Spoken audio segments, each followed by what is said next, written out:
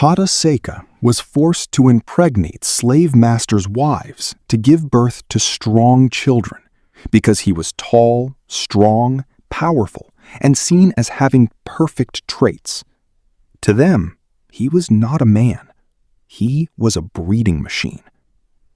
In the brutal world of Brazilian slavery, human beings were bought, sold, and used in ways almost impossible to imagine today.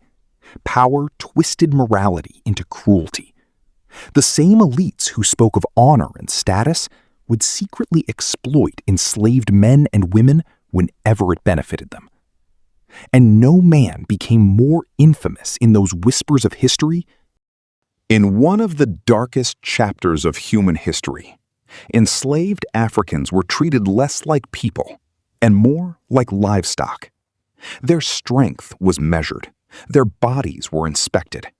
Their future children were calculated as future labor. And among those trapped inside this system was a man named Roque José Florencio. The world would later know him as Pata Seca.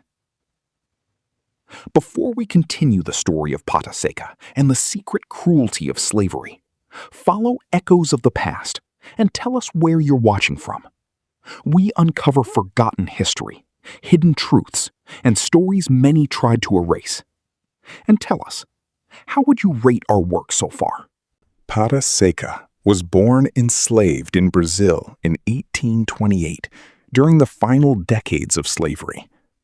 Slavery controlled nearly every part of the country's economy. Coffee plantations stretched across the land. Sugar farms generated enormous wealth. Rich landowners lived in luxury, while enslaved Africans worked endlessly under brutal punishment. Brazil received more enslaved Africans than any other country in the Americas.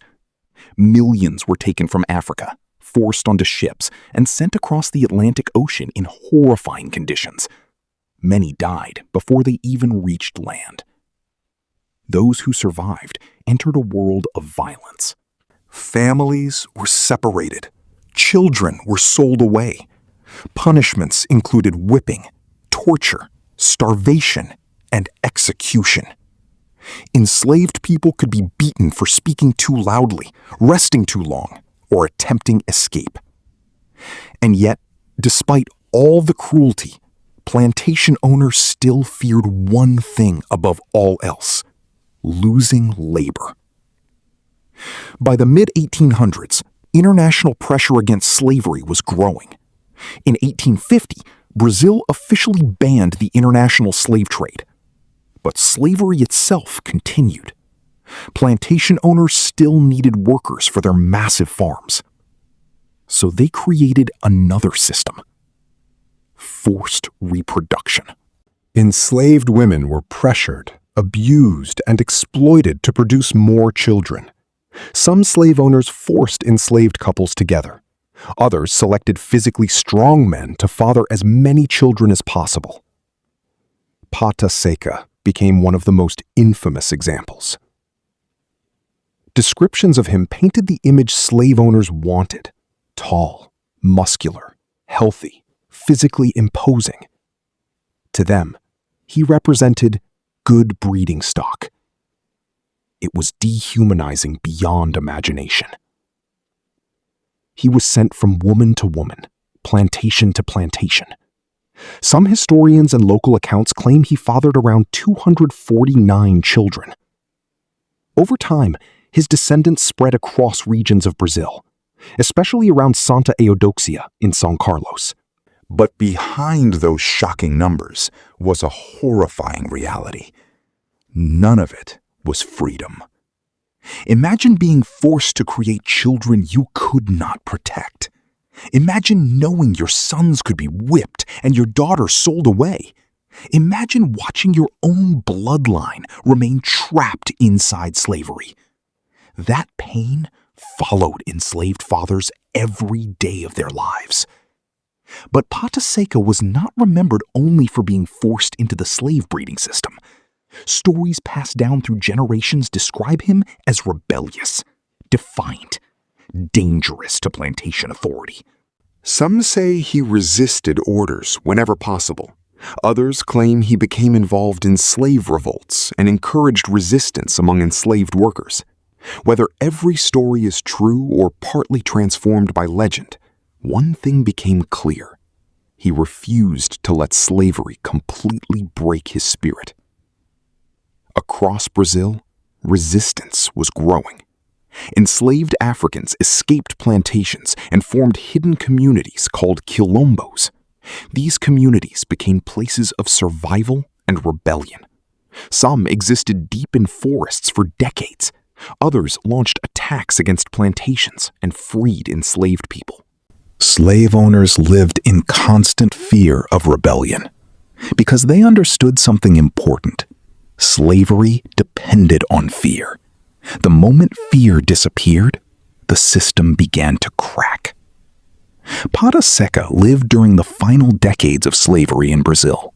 Pressure against the institution grew stronger every year. Abolitionists spoke publicly against slavery. Newspapers exposed brutality. Escaped enslaved people shared horrifying stories of torture and abuse. And slowly, the old system began collapsing.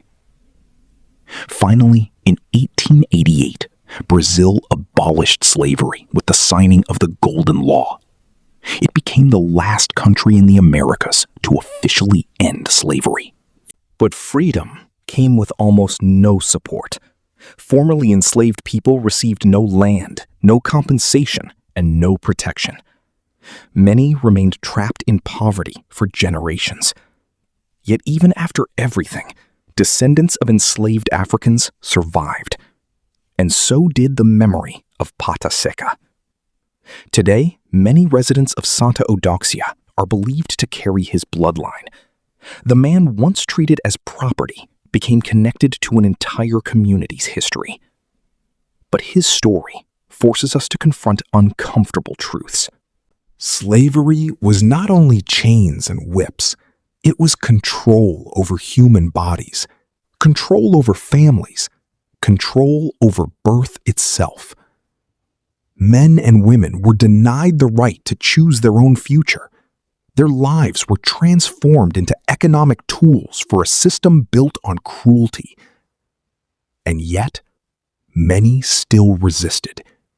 They fought to escape, fought to protect their children, fought to keep culture, language, and identity alive, even when everything was designed to erase them.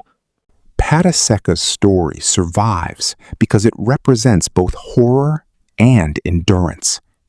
A man exploited by one of history's cruelest systems, who still became a symbol people remember nearly 2 centuries later. The slave masters saw only a body. History saw a survivor. Pata Seca lived during the final decades of slavery in Brazil. When Brazil finally abolished slavery in 1888 with the Golden Law, he would have been around 60 years old. For the first time in his life, the chains of slavery were legally broken. But freedom did not erase the suffering.